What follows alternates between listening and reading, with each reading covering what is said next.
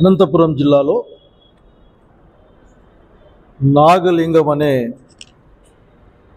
మా పుట్టూరుకు చెందిన ఒక యువ రైతు ఆత్మహత్య చేసుకున్నాడు.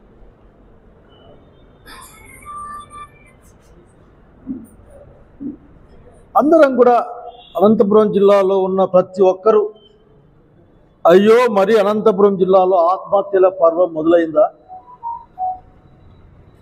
రైతు బలవంతంగా ప్రాణాలు తీసుకోవడం ఏంది, ఎంత కష్టం వచ్చింది జిల్లాకు, 4 రోజులు బాగుంటే 10 రోజులు బాగలేని పరిస్థితి వచ్చింది అని బాధపడే సమయంలో అధికార పక్షంగా ఉన్నవాళ్ళు, కూటమి ప్రభుత్వంలో ఉన్న వాళ్ళ యొక్క బిహేవియర్ని నేను వ్యతిరేకిస్తూ ఉన్నాను. ఏమాత్రం మానవత్వం లేకుండా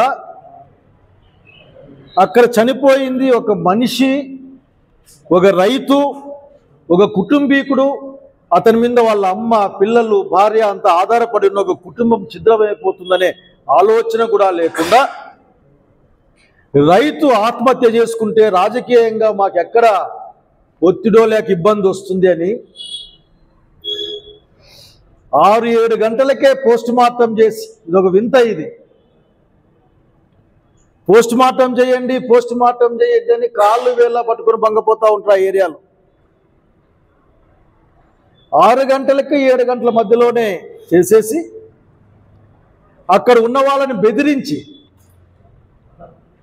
బహుశా కూటమి నాయకులు ఖండిస్తారు, మీకు రావాల్సిన బెనిఫిట్లు రావు అని, మీకు ఇవ్వాల్సిన బెనిఫిట్లు ఇయ్యమని వాళ్ళని బెదిరించినట్లు కూడా అక్కడ వాళ్ళ బంధువులు చెప్పారు. పైగా ఏదో కొద్దిగా మాటలు ఏంటి, ఆ కంటి తుడుపు మాటలు మాట్లాడారు. నేను ఒకటి అడుగుతా ఉన్నా, అసలు మీ ప్రభుత్వానికి కానీ మీకు కానీ ఏమైనా సెన్సిటివిటీ ఉందా?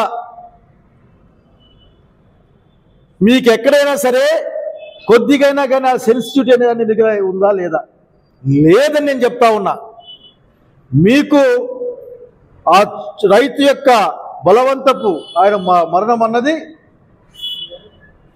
మీకు రాజకీయంగా ఇబ్బంది రాకుండా చేసే ఒక విషయం, రాజకీయంగా ఇబ్బంది రాకుండా చేయడానికి చేసే మీ ప్రయత్నమే కానీ ఆ సమస్యను కానీ, ఆ కుటుంబాన్ని కానీ, రైతును కానీ మానవత్వంతో మనిషిగా ఒక సాటి మానవుడు ప్రాణం కోల్పోయినట్లు మీ దగ్గర నాకు కనిపించలేదు.